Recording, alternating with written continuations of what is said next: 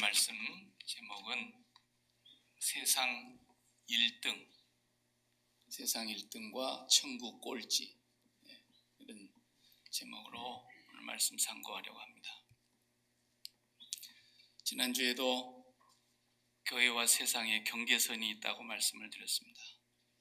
바다가 끝나야 육지가 시작이 되고 육지의 경계선이 바다가 되는 것처럼 우리 신앙생활은 반드시 이 세상이 끝난 때부터 시작이 되는 것이지, 이 세상에서 교회를 참여했다고 교회가 되는 것이 아니라는 말씀을 주님이 하신 것입니다.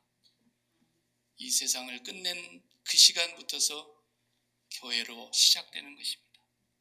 그래서 주님의 십자가 사건을 통해서 주님과 함께 세상을 같이 끝내고 주님과 함께 세상을 다시 새 생명으로 하늘에 마음을 붙이고 살아가는, 그래서 거기로부터서 오는 그 공간에서부터 오는 그 나라에서부터 오는 그 절대 기쁨, 절대 평강, 절대 감사, 이런 것이 우리 마음에 이루어짐으로써 그 사람이 교회가 되는 것입니다.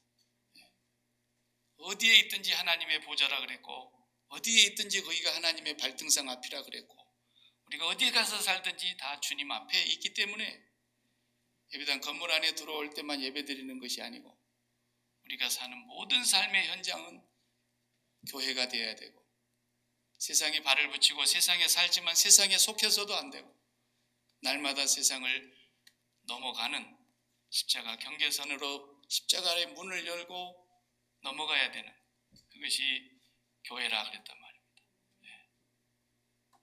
그 말씀과 계속해서 이어서 오늘 주님께서는 이 세상의 1등이 천국의 꼴찌만도 못하다, 그런 말씀을 하셨습니다. 그러니까 저와 여러분은 천국의 꼴찌라도 돼야지, 세상 1등 해봐야 아무 소용이 없다라는 겁니다. 그것은 솔로몬도 한 얘기고, 헛되고 헛되며 헛되고 헛되니 헤아려서 바람을 잡으려는 것과 같다. 그래서 우리는 하다못해 천국의 꼴찌라도 하는 것이 낫지, 어차피 세상에 우리 1등 못할 바에야. 그러니까 우리 재직들이 잘 알아야 됩니다. 우리 교회가 참 일 잘하는 교회라고 자타가 인정하는 그런 교회입니다. 열심히 일도 잘하고 단체심도 좋고 뭐 한번 하자 그러면 사람이 몇이냐가 중요하지 않잖아요. 우리가 해보니까 이제 그냥 주님 사랑하고 주 안에서 뜻맞은 사람 몇 사람만 있어도 다 돌아가는 겁니다. 근데 그것을 잘한다고 교회가 아니다 그 말이에요. 그렇게 열심히 일을 우리가 다 잘해도 내 안에 절대 평강이 있냐라는 거예요. 다 똑같이 세상에 살면서 큰 일, 작은 일, 어려운 일, 쉬운 일, 무거운 일, 가벼운 일 다 당하고 사는데 어떤 상황, 어느 자리에 있어도 우리의 마음에 절대 평강과 절대 감사와 절대 기쁨이 있냐는 거죠. 그게 진짜 교회이지 일 잘한다고 교회는 아니다라는 겁니다. 일 잘하는 거야 교회뿐이겠습니까? 다 맘만 먹으면 할 수 있는 일이 얼마나 많습니까? 그래서 우리는 정말 신앙의 본질을 회복하는 그런 교회가 될 때에 주님이 칭찬하시는 교회가 되는 겁니다. 너희들 참 일 잘하더라, 그런 칭찬은 주님이 별로 안 하세요. 에베소 교회도 일은 잘했어요. 그렇지만 신앙의 본질을 잃어버렸기 때문에 너희들이 처음 사랑을 잃어버렸지 않냐. 그래서 4대 교회도 괜찮은 교회였는데 갈수록 세월이 흐르다 보니까 너희는 살아있는 것 같지만 죽은 교회다 그랬어요. 다 죽었어요. 4대 교회. 신앙의 본질이 없어져 버려요. 전통으로, 제도로, 관습으로, 습관으로, 법으로, 조직으로, 그래서 마치 우리 곰 잡아다가 알맹이 다 까먹고 껍데기에다가 박제해 놓은 것 마냥 죽은 교회다라는 거예요. 교회가 아니고. 필라델비아 교회, 서머나 교회, 이런 교회는 책망 한마디 없으시고 칭찬만 하셨어요. 너희들은 적은 능력을 가지고도 작은 자들이지만 그토록 충성하는 걸 내가 봤다는 거예요. 너희들은 생명의 면류관을 받을 것이라는 거예요. 그렇지만 라오디게아 교회는 부자들만 모인 교회였습니다. 그래서 우리는 부족함이 없다고 고백하는 그런 교회였습니다. 그렇지만 주님이 뭐라 그러셨습니까? 안약을 사서 눈에 발라서 너희들이 눈먼 것을 보게 하라. 헐벗었다 너희들은. 그래서 뭐라 했어요? 차라리 차든지 덥든지 해라. 그렇지 않으면 내가 그냥 토해버리고 싶다. 우리는 일 잘하는 교회가 되는 것이 아니라 신앙의 본질을 회복하는 교회가 되어야 된다. 그래서 오늘도 그런 말씀을 지금 예수님께서 하고 계시는 것입니다. 신앙생활은 우리가 이 세상에 살면서 우리의 형편이 나아지는 것을 목표로 하는 것이 아닙니다. 열심히 살다 보면 예수 믿거나 안 믿거나 형편 나아질 수 있어요. 또 어떤 사람은 열심히 했는데도 다 까먹고 끝에 가서는 빈손으로 그냥 그런 사람도 있고, 그건 신앙하고 상관이 없는 겁니다. 예. 불교 다닌 사람도 열심히 일해서 부자 될 수 있고, 하나님 안 믿는 사람도 열심히 자기 몸 돌봐가지고 건강 지킬 수 있고 그러는 것입니다. 꼭 그것을 무슨 예수 믿는 데에만 국한시켜가지고 세상에서 예수 믿으면 잘 되는 줄 알고 이 세상에서 우리의 안정된 삶, 더 밝은 미래, 더 높이 올라가는 꿈, 그런 건 교회가 가는 것이 아니에요. 교회의 목표도 아니고 교회의 기도 제목도 안 되는 거예요. 그런 거. 오늘 주님께서 하나님의 말씀을 선포하시고 하나님의 나라를 선포하고 계시는 이 자리에 갑자기 세례 요한의 제자들이 등장하지 않습니까? 세례 요한은 지금 예수님 따라다니지 못하고 감옥에 갇혀 있습니다. 칠흑 같은 감옥에 갇혀가지고 이제나 저제나 오늘이나 내일이나 그러고 있는데 예수님의 소식이 들려옵니다. 그래서 제자들을 예수님께 보냈지 않습니까? 가서 물어보아라. 그 질문이 뭐였어요? 오늘 본문에 다 같이 읽어볼까요? 2절 3절. 요한이 옥에서 그리스도께서 하신 일을 듣고 제자들을 보내어 다 같이 예수께 여짜오되 오실 그이가 당신이 오니까 우리가 다른 일을 기다리오리까. 예수님이 이 말씀을 들었을 때 기가 막혔을 겁니다. 예수님 이 세상에 주연절이라고 우리가 지금 지키고 있는데 1월 6일 날 예수님이 세상에 최초로 드러낸 날로 출발을 해가지고 주연절 둘째 주일까지 왔다면, 그러면 예수님이 나타나실 때에 최초로 예수님을 소개하신 분이 세례 요한 아닙니까? 요단강에서 세례를 받을 때 예수님이 오시니까 제가 당신께 세례를 받아야 될 터인데 어떻게 저 같은 자에게 나오십니까? 그럴 때에 당신이 하고자 하는 일을 그대로 행하라. 이로써 우리가 하나님의 뜻을 이루게 될 것이다. 그러면서 예수님은 세례를 받으셨고 물에서 올라올 때 하늘이 열리는 것을 세례 요한은 봤어요. 그리고 하늘로부터 음성을 들었어요. 이는 내 사랑하는 아들이요 내 기뻐하는 자다. 그런 소리까지 들었어요. 그러자 요한복음 1장 29절에 보면은 세례 요한이 예수님을 향해서 많은 사람들에게 이렇게 얘기했어요. 보라, 세상 죄를 지고 가는 하나님의 어린 양이다. 이렇게 선포해 줬어요. 그러던 사람이 지금 감옥에 갇혀 있는 거예요. 왜 갇혀 있었느냐?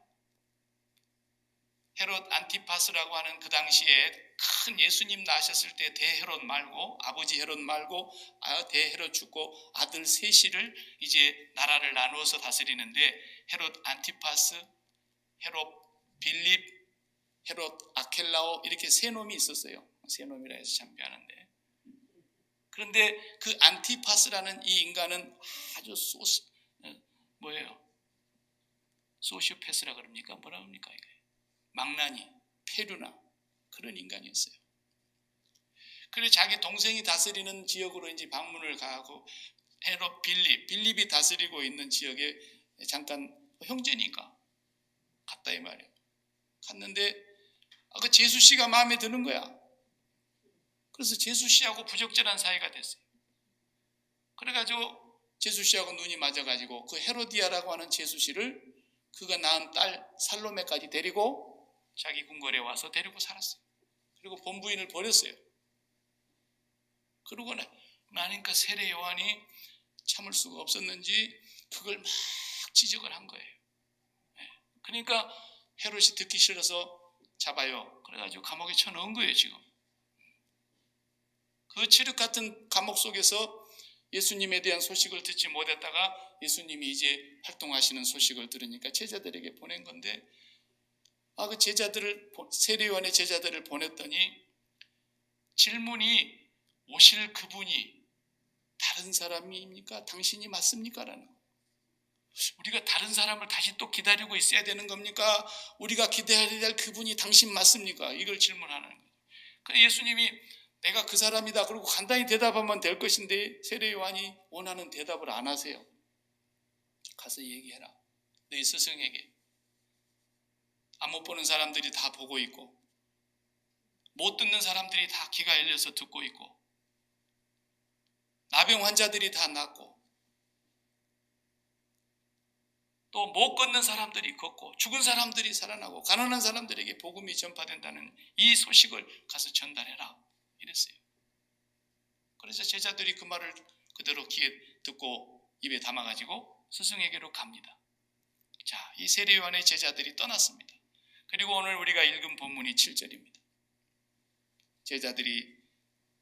세례 요한의 제자들이 스승에게로 다 돌아간 뒤에 예수께서 이제 말씀하십니다. 그들이 떠남에 무리에게 요한에 대하여 말씀하셨다 그랬습니다. 자, 이제 요한에 대하여 예수님이 너희가 최초에 광야에서 막 외치는 소리가 있고 예루살렘이 그리로 몰려갔을 때 너희들도 그때 따라갔지. 뭐 하러 갔니? 그랬어요. 광야에 왜 갔니? 바람에 흔들리는 갈대를 보러 간 거니? 그랬어요. 그러면 화려한 옷을 입은 사람들을 보러 간 거니? 그랬어요. 그런 사람들은 화려한 옷을 입는다는 말은 이제 권세 있는 자들 말하는 건데, 그런 사람들 궁중에 살고 있는데 너희가 뭐 때문에 광야에 나아갔냐? 그때 선지자를 보러 간 거냐? 맞다. 그는 선지자보다도 더 큰 사람이다. 그러면서 말라기 3장 1절의 말씀을 예수님이 인용하는 게, 말라기 3장 구약의 마지막 선지자의 3장 1절을 보면은 여호와께서 사자를 보내신다 그랬거든요. 예수님 오시기 전에. 그 말라기 3장 1절의 예언대로 지금 이 사람이 바로 그 사람이다. 구약에서 오리라고 말했던 그 엘리야가 바로 이 세례 요한이다. 여자가 낳은 자 중에 가장 큰 자다. 여자가 낳은 자가 다 누굽니까? 이 땅에 온 모든 사람을 다 여자가 낳았죠. 소크라테스도 여자가 낳았을 것이고, 공자도 엄마가 있었을 것이고, 석가모니도 엄마가 있었을 것이고, 모든 사람이 이 세상에서 다 여자가 낳았죠.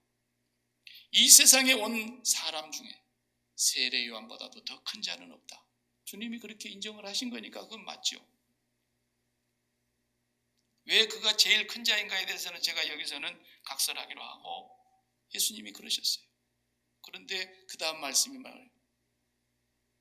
그런 세례 요한이라도 이 세상에서 쉬운 말로 하면 1등, 최고, 최상, 그런 세례 요한이라도 천국에 꼴찌도 안 된다는, 꼴찌만도 안 된다는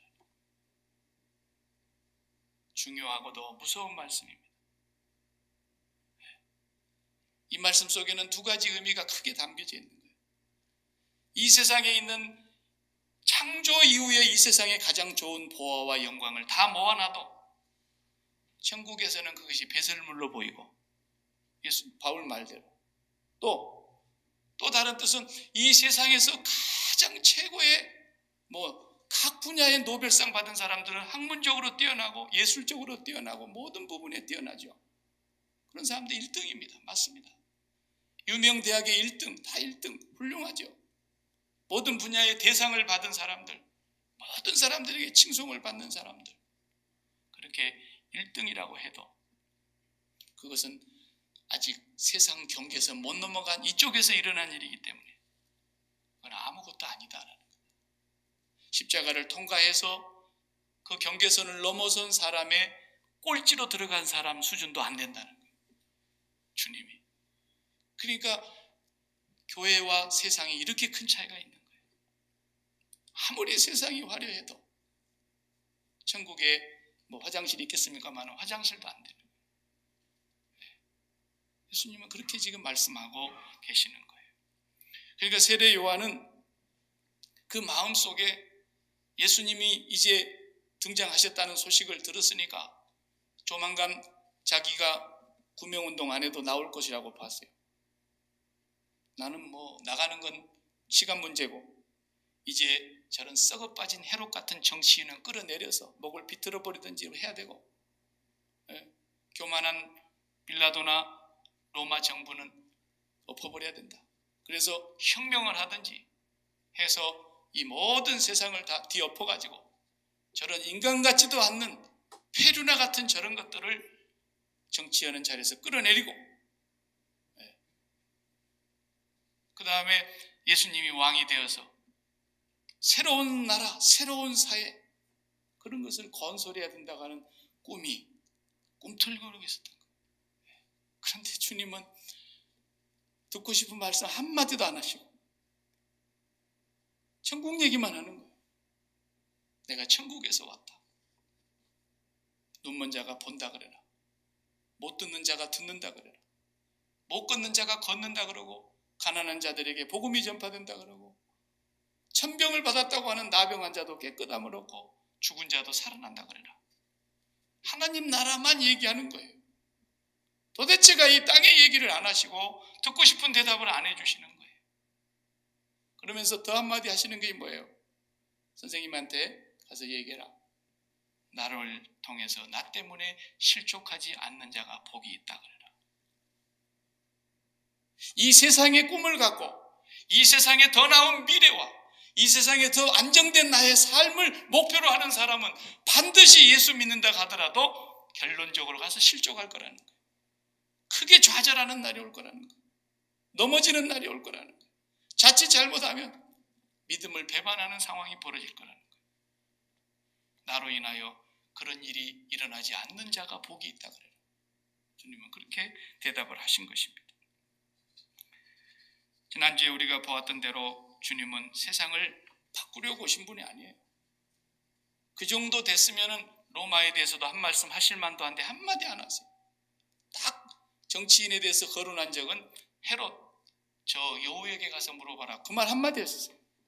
헤롯을 여우라 그랬어요. 얼마나 강교한 자인지. 빌라도하고도 상대를 안 했어요. 내 나라는 이 세상에 속한 것이 아니야. 만약에 내 나라가 이 세상에 속한 것이었다면 내 종들이 너를 가만뒀을 리가 없고 나를 너의 손에 넘겨줬을 리가 없어. 당당하게 말씀하셨어요. 주님은 우리나라 일제시대 때 오셨다 할지라도 일본 사람들에 대하여 한마디 안 하셨을 거예요. 그런데 주 요한이 지금 왜 이러는 겁니까? 요한이. 그래서 이제 신학적으로도 여러 가지 의미가 있기는 있어요. 물론 요한은 아직 예수 그리스도의 십자가와의 부활의 사건, 복음의 사건을 아직 경험하지 못한 자예요. 다시 말하면 아직 구약의 사람이다 이 말이에요. 구약의 이사야나 에레미야나 에스겔이나 이런 선지자 중에 하나일 뿐이에요. 그런데 마지막 선지자예요. 구약을 끝내는 선지자. 새로운 시대, 새로운 언약이 시작되는 그 바로 직전까지 예수 그리스도를 이 땅에 소개하고 끝나는 구약의 마지막 예언자가 세례 요한인 거예요. 그렇기 때문에 그는 이사야나 에레미야와 같이 한 사람으로서 아버지의 나라에 가셨을 거예요. 그러나 그의 마음속에는 아직도 예수 그리스도의 십자가와 복음, 이 복음으로 말미암는 하나님의 나라에 대해서는 아직 그 속에 없었던 거죠.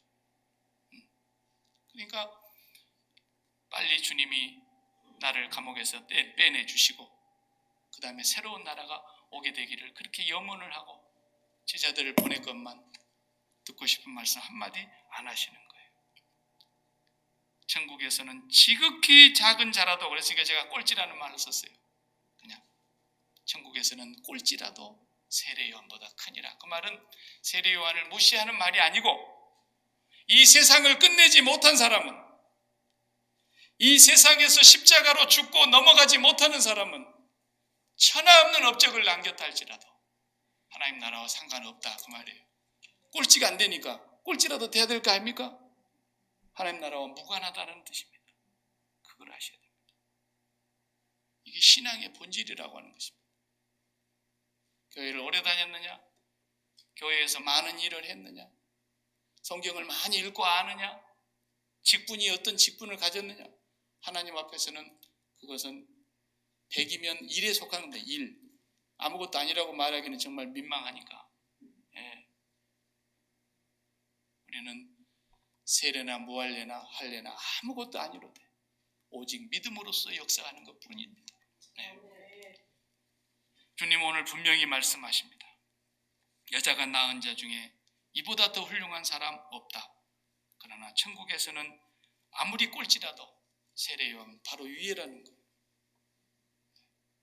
비유로 얘기를 하자면 이런 얘기입니다. 제가 말씀을 준비하다가 2020년 작년 한 해 동안에 이제 대개 한 해가 지나고 나면 통계가 나와요. 모든 분야의 통계 평가가 나오는데 전 세계 대학 순위를 제가 한번 봤어요. 그리고 우리 고국의 대한민국 대학 순위를 한번 봤어요. 그랬더니 아시는 대로 고국의 우리 대한민국의 대학의 순위 1등이 서울대, 서울대학 1등이더라고요.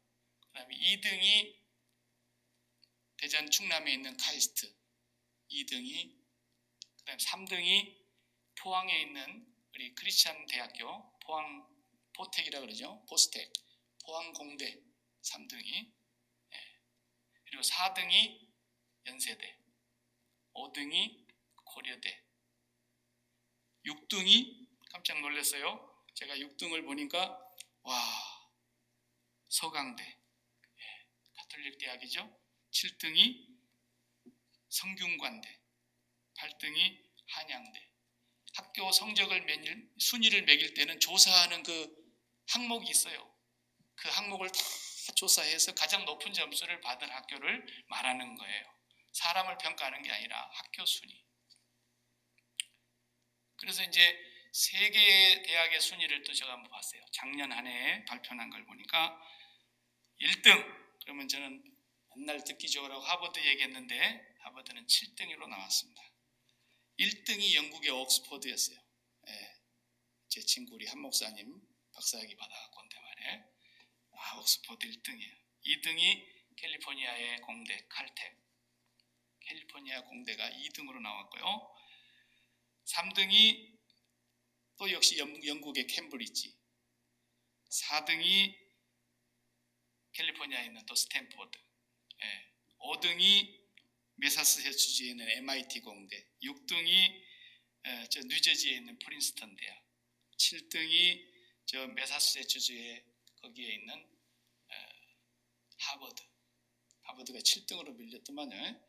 그다음 8등이 저 위에 코네티컷에 있는 예일, 그 다음에 9등이 시카고에 있는 시카고대, 이렇게 돼 있어요. 그래서 이제 서울대가 200개 대학을 순위를 쭉 써놨길래 서울대가 몇 번째 있는가 쭉 찾아봤더니 64등이었어요. 100등 안에 들어있는 우리 한국 대학이 5개가 나왔어요. 아까 여기서 내가 말했던 그 순위 중에 5개는 200등 안에 들어있어요. 200등 안에. 고려대는 179등, 연세대는 197등, 포항공대는 한국에서는 3위였는데 200등 밖으로 밀린 게 아닌가 이런 생각이 들었어요. 포항공대가 146이었군요. 그렇게 됐어요. 왜 제가 이 얘기 하느냐면, 한국에서는 서울대학 나왔다 하면 대단하잖아요. 누가 뭐라 해도 일단 인정은 해줍니다. 학문적으로 머리도 좋고 수재죠. 그래서 또 1등까지 했다 그러면 얼마나 영광스럽습니까? 그렇잖아요.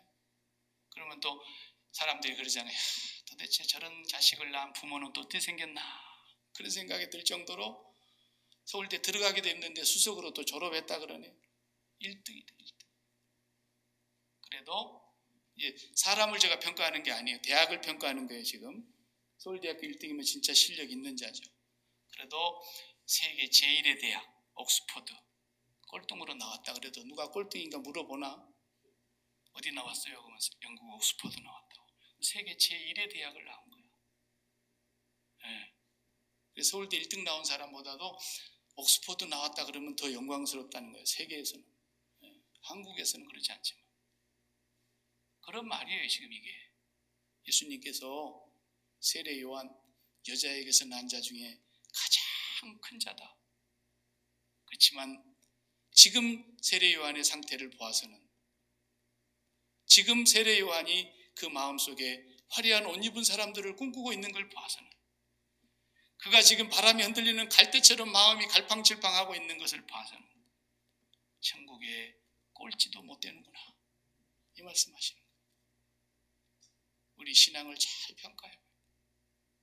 나는 말씀을 생각하면서 또 우리 교회를 주님이 몇 등을 주실까? 세상에서는 기준이 예배당이 얼마나 규모가 크냐, 얼마나 많은 사람이 모이느냐, 그 교회 재정이 얼마이냐, 그 교회에 출석하는 사람들의 사회적인 어떤 신분과 지위가 어느 정도 되느냐, 이런 것으로 놓고 볼 때에 세상에서 1등 가는 교회가 있지 않겠습니까?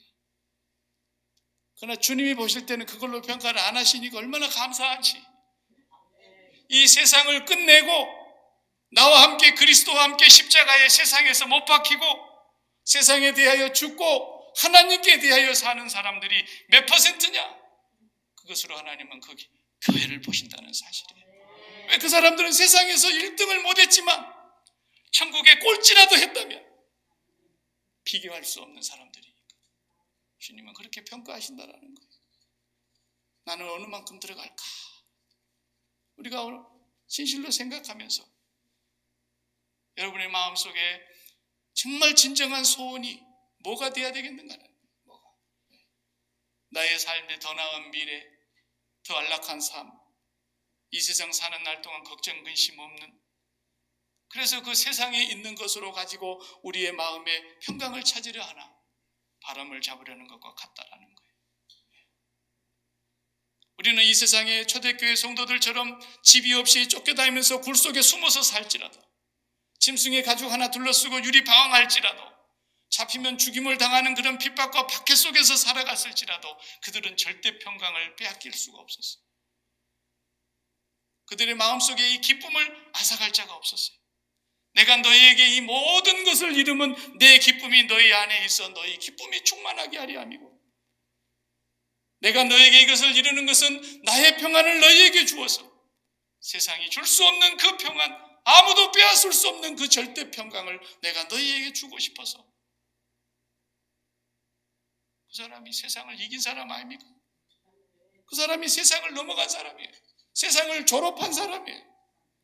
주님은 우리에게 이 세상의 수많은 문제를 다 해결해 주시려고 온 분이 아니라 세상을 빨리 졸업해라, 그러려고 오신 거예요.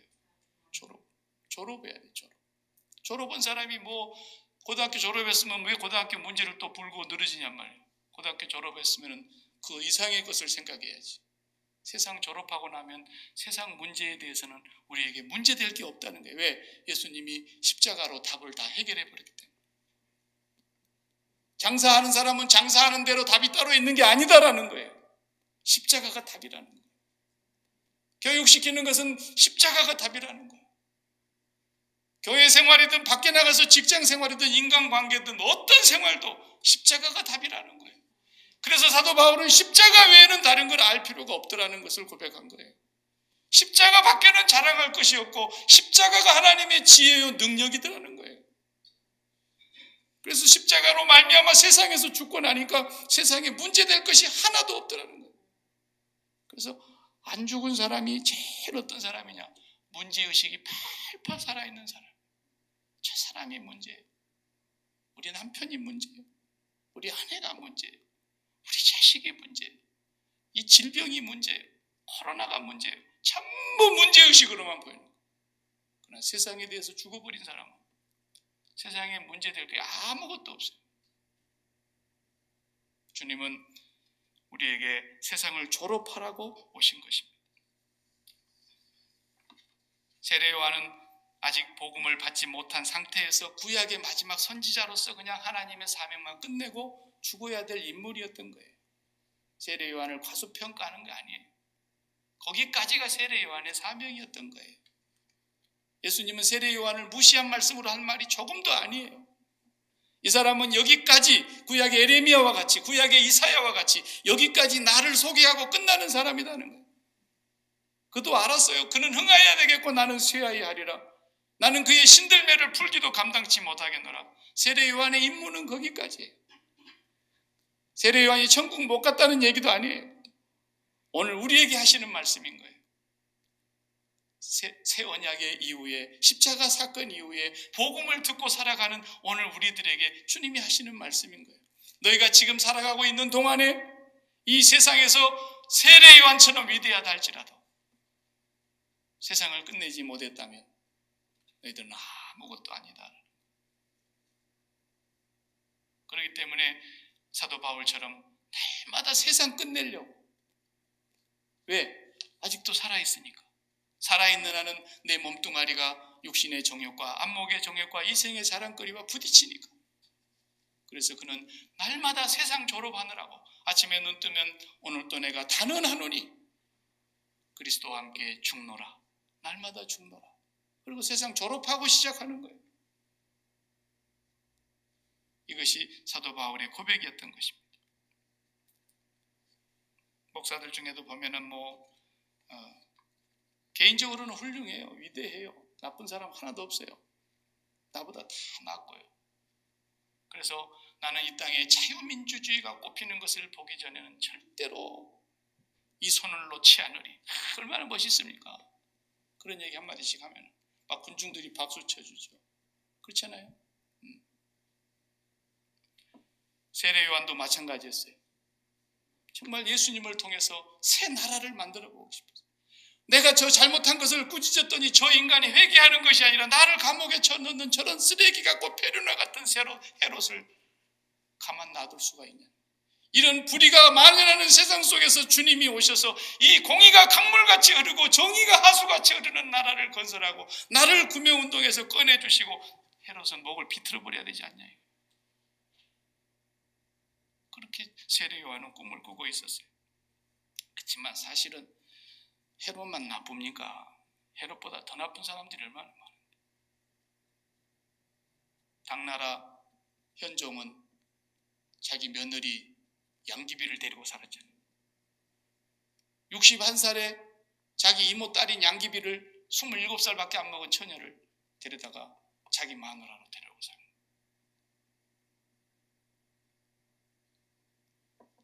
당나라 현종이 더 못됐죠.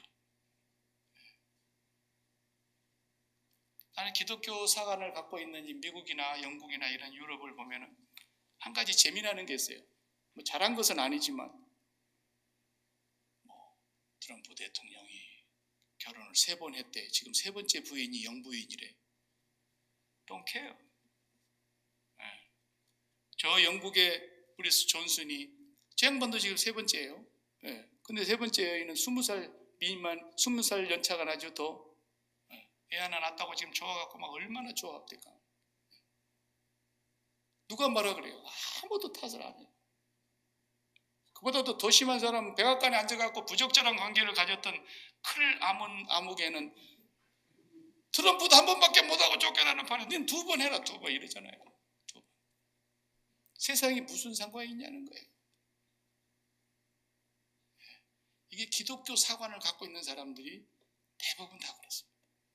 우리나라에서 3번 결혼해가지고 3번째 부인하고 지금 대통령 출마했다 그러고 있어요. 아이고 여성표는 다 날아가네. 안 돼. 우리는 세상의 문제에 졸업을 해야 되겠습니다. 교회가 해야 될 일이 따로 있다는 것입니다. 오늘 12절 말씀 다 같이 읽어보십시오.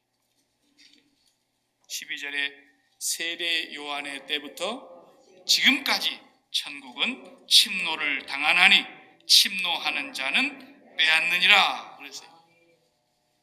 주님이 교회의 관심사를 제대로 말씀하신 거예요. 세례 요한부터 지금까지 천국은 침노를 당하고 있다. 천국이 공격받고 있다는 거예요. 천국을 침투해 들어가려고 하는 자들이 있다는 거예요. 그래서 침노를 당하고 있었는데 그 침노하는 자는 천국을 빼앗더라는 거예요. 갑자기 왜 이런 말씀을 했어요? 이것을 많은 사람들이 해석할 때 혼란스러워하는데 이건 간단히 얘기하면 이런 얘기예요. 천국이 어디에 침노를 당하겠어요? 하나님이 왕이신 나라인데 감히 누가 천국을 침투하겠습니까? 미국도 못 쳐들어오는데. 천국을 침노한다라는 표현을 주님이 하신 것뿐이에요. 이것은 우리가 지금 천국에 관심 갖고 천국으로 향하여 우리의 마음이 온통 다름질해야 된다고 하는 것을 표현하는 말씀인데, 그 천국이 침노당하는 것처럼 말씀하신 이유는 초대교회에 그 많은 핍박을 해도 그들 마음속에 천국을 빼앗을 자도 없었고, 역사 이래로 교회와 싸워갖고 이긴 자가 누가 있습니까? 이 땅에 교회를 없애려고 했던 황제들이 다 지금 어디 갔습니까? 아무도 천국의 그림자인 교회도 못 이기는데 천국을 어떻게 빼앗겠어요? 이 말씀의 의미는 참 뜻은 무슨 말이냐면, 세례 요한이 이 세상에서 여자가 낳은 중에 제일 큰 사람인 건 맞는데 아무리 큰다 할지라도 천국의 꼴찌도 안 된다라는 것이니까 천국이 상대적으로 얼마나 큰 거냐라는 거예요. 이 세상에 창세 이후의 모든 영광과 보물을 다 쏟아놔도 천국에서 볼 때는 배설물로 보인다면은 이 천국의 영광이 얼마나 큰 거냐는 거예요. 비교가 안 되잖아요. 사람이 말로 형언을 할 수가 없잖아요. 이렇게 큰 천국인데 그 천국을 누가 들어가는가 봤더니 전부 도둑놈이 들어가고 장녀가 들어가고 세리가 들어가고 간음하는 자가 들어가고 도적질하는 놈이 들어가고 온갖 죄로 가득 차 있는 저주를 받아야 될 구더기 같고 지렁이 같은 인간들이 들어가더라는 거예요. 그러니 천국 편에서 볼 때, 천사들이 볼 때는 뭐예요? 이거 완전 천국 도둑맞은 것 같잖아요. 그죠? 네. 이런 세상에 나 같은 구더기 같은 죄인이, 이런 지렁이 같은 야곱 같은 내가 그 비교할 수도 없는 그 천국을 들어갈 수가 있다고 하는 것은 하나님 나라에서 볼 때는 침노당하는 거예요. 침노당하는 거예요. 천국. 네. 이렇게 어마어마한 하나님의 영광을 오늘 우리에게 하나님께서 관심 가지라는 거예요. 거기 좀 관심 가지라는 거예요. 내가 세상에 온 것은 거기에 관심 가지라고 온 것이지, 나를 이용해서 이 나라를 바꿔놓겠다, 새로운 사회를 건설하겠다, 더 나른 미래와 밝은 나라를 만들어내겠다, 그딴 소리 하지 말라는 거예요. 이 땅에 왔던 수많은 지도자들, 정치인들 다 새로운 나라를 건설하겠다고 개거품을 물면서 목청껏 높이지 않은 사람 누가 있습니까? 그러나 이 땅에 어디 한 곳에 유토피아 같은 나라가 있습니까? 이 세상 어디 한 곳에 인간의 문제를 해결해 놓는 자가 있습니까? 세상의 모든 영광을 다 가지면 가진 만큼 얼마나 죽기 싫겠습니까? 아니 그러겠습니까? 지난주 라롤이 당첨됐나요? 안 됐나요? 안 됐대. 파는 사람이 알지. 2개가 다 당첨되면 한 15억 달러는 될 것 같아. 웬만한 나라의 1년 예산보다 높아. 여러분 기도 세게 하고 한번 도전해 보시기 바랍니다. 그래도 그것이 다 당첨됐다 한들 내일 죽으면 무슨 소용이 있겠어요? 또 한 10년 더 살고 죽은들 무슨 소용이 있겠어요? 얼마나 죽기 싫겠습니까? 차라리 그냥 가난하면은 이놈의 세상 그리고 빨리 눈 감아버렸으면 좋겠는데, 이제는 돈까지 이거 쌓아놓을 것이 없이 가졌으니 이 세상의 영광을 가지면 가질수록, 이 세상의 자녀들이 잘 되는 것을 보면 볼수록 장수하고 싶은 게 인간의 마음입니다. 나는 안 살아봤지만 우리 어머니를 통해서 내가 알고 있어요. 우리 어머니는 딱 82세만 살고 돌아가시려고 우리 아버지가 그만큼 살다 가셨고, 나이 차이가 10살이니까 그래서 10년만 더 살면 가시겠대. 그래서 제가 82세 생신 때 어머니 금년에 가셔야 되는데, 제가 좀 우스갯소리를 잘하는 사람이다 보니까 이렇게 얘기를 했지요. 그랬더니 아이 아들아, 아버지가 안 불러가시니 난들 어떡하랴. 그래서 거짓말하고 있어. 안 죽고 싶지요. 그러니까 아이는 안 죽고 잡다 얼른. 그래. 정직한 말씀이에요. 왜? 자식들 좀 잘된 것도 좀 보고 싶고, 막둥이 손자까지 안아봤으니까 여한이 없을 텐데도 아니에요. 여러분, 이 세상에 최고의 영광을 가진 사람들, 최고의 영광을 다 누리고 맛본 사람들의 소원이 뭘까요? 소원이 없을 것 같아요? 안 죽고 싶죠. 그리고 영원히 살 수 있는 길이 있다면 꼭 그리로 들어가고 싶죠. 더 이상 죽음이 없고 이별의 아픔이 없고 슬픔이 없고 곡하는 것이나 병든 것이나 그것이 다 없는 그곳으로 가고 싶은 것이 이 세상의 영광을 누리면 누릴수록 누려본 사람들의 고백이 그건 거예요. 그래도 죽어야 하는데 어떡한단 말입니까? 그래서 오늘 주님께서 제발 거기에 관심 좀 가지라 그러는 거예요. 하나님은 자신이 있어요. 자신이. 그분은 얼마나 자신이 있느냐. 나보다도 내 자식들 셋을 다 데리고 가도 하나님은 큰 소리 치시는 분이에요. 나는 그분에게 당신 그럴 수 있습니까? 그럴지 몰라도 그분은 자신이 있어요. 네가 나중에 여기 와서 얘기해. 내가 30대든 40대든 50대든 젊은 날에 나를 데리고 가볼지라도 하나님은 나한테 조금도 미안한 마음이 없어요. 자신 있으세요. 그분은. 그런 천국을 우리는 도둑놈 같은 우리가 죄인 중에 죄인인 괴수와 같은 우리가 오늘 또 침노해 가고 있는 거예요. 침노하는 자만 갖는 거예요. 거기를 관심을 가지라는 거예요. 코로나도 좋다라는 거예요. 우리가 해야 될 도리는 다 해야 되지만 그럼에도 걸리면 어떡할 거냐는 거예요. 걸리면 걸리는 거죠. 근데 나보고 우리 앨리스는 절대 목사님 걸리지 말라 그랬더니 너무너무 아프니까 사람마다 차이는 있지만 그래도 하나님이 안 불러가시니까 또 사명이 있지 않냐 이거예요. 불러가면 불러가는 거죠. 어떡합니까? 내가 최선을 다해서 노력하고 애를 썼는데도 불러가시는 경우가 왜 없겠습니까? 죄가 많아서 불러가겠습니까? 아니죠. 하나님은 그렇게 나의 인생을 끝내려고 하신 거예요. 그래서 살아도 주를 위하여 사는 거고 죽어도 주를 위하여 죽는 거고 사나 죽으나 내 몸에서 그리스도가 존귀케 되게 하여 사는 것이니 세상을 졸업한 사람들 아닙니까?